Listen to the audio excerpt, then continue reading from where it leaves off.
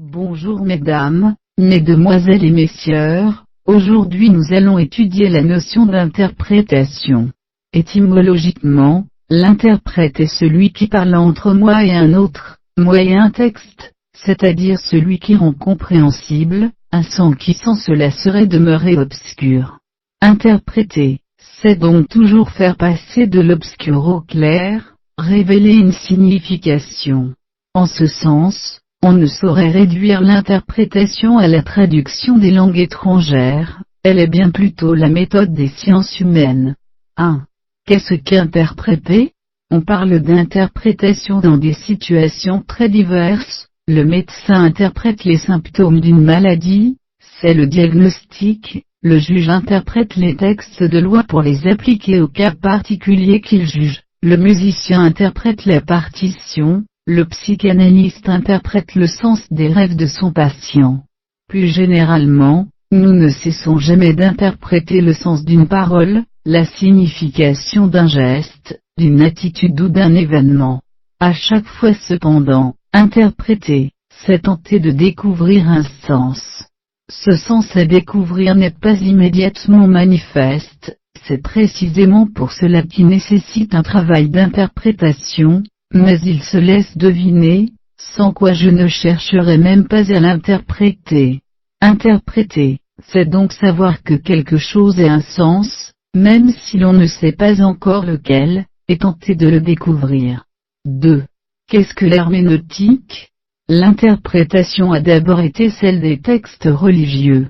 Pour le croyant en effet, les textes sacrés disent ce qu'il faut faire dans cette vie, mais ces textes même ne sont pas toujours clairs, ils sont pleins de paraboles, d'allégories et de symboles.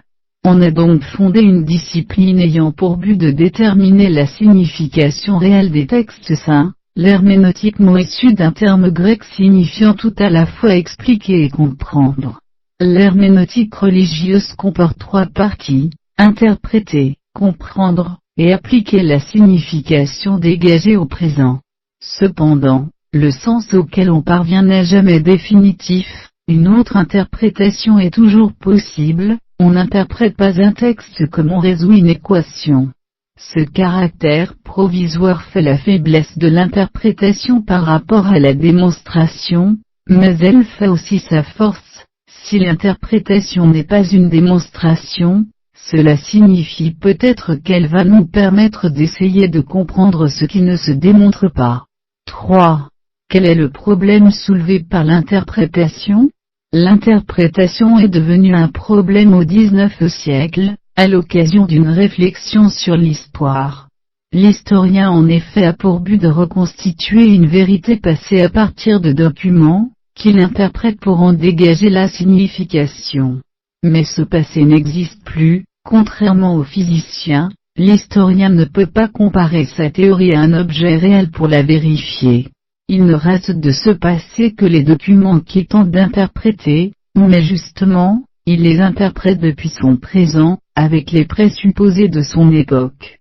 Pour être objectif, l'historien devrait alors se détacher de son présent, même s'il y parvenait, nous ne serions pas pour autant assurés de l'objectivité de son interprétation, puisque nous ne pouvons la comparer à rien, sinon à d'autres interprétations, parfois très différentes, sans que l'on puisse savoir laquelle est la bonne. Il y aurait donc des sciences démonstratives, qui parviennent à des vérités certaines, et des disciplines interprétatives soumises au caprice et à l'opinion, incapables d'objectivité et de scientificité. 4.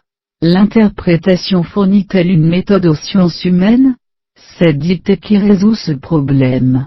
L'homme lui-même est un sujet temporel et historique, nous ne comprenons le monde de nous-mêmes que dans le temps et dans l'histoire.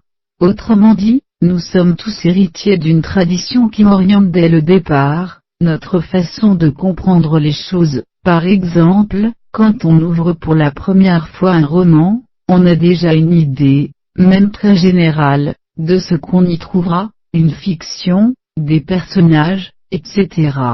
Ainsi, mon interprétation est toujours guidée par une précompréhension héritée de la tradition, on ne lit jamais un texte à nu, on a une précompréhension générale de son sens qui dirige notre lecture, laquelle va en retour corriger cette précompréhension. Ainsi, l'interprétation se précède toujours elle-même, c'est ce qu'on appelle le cercle herméneutique. Or, c'est exactement ce que fait l'historien, il part d'un intérêt présent pour, grâce au passé, comprendre ce même présent et le voir sous un nouveau jour. La démarche est celle d'un va-et-vient permanent entre passé et présent. La distance temporelle entre l'historien, et les événements qu'il étudie, n'est donc pas un obstacle à la connaissance historique, elle en est le moteur. Plus généralement, la structure circulaire de l'herméneutique nous fournit une méthode pour toutes les disciplines que détiennent les sciences de l'esprit, qui tentent de comprendre un sens, et qui diffèrent des sciences de la nature, qui expliquent des phénomènes dénués de signification. 5. L'herméneutique est-elle la structure de l'existence? Si nous avons besoin de l'herméneutique dans les sciences de l'esprit, c'est parce que notre existence est elle-même de part en part interprétative.